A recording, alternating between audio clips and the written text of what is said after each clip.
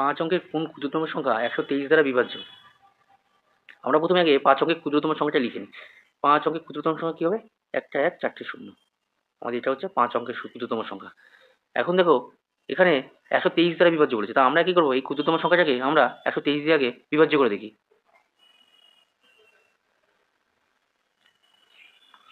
1 2 3 দেখি 3 আছে 24 4, যদি 8 2 16 18, 8 1 8 1 9, আমাদের এখানে কত আসছে?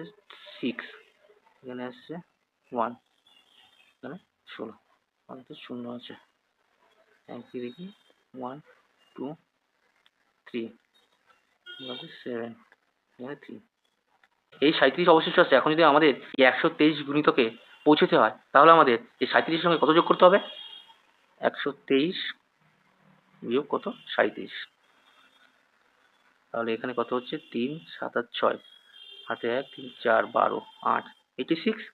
আমরা যদি আরো 86 যোগ করতে পারতাম, তাহলে আমাদের এখানে 123 আসছে।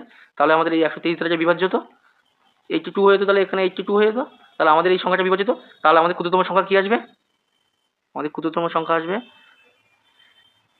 4টে 0 যোগ 86 সমান সমান 10086।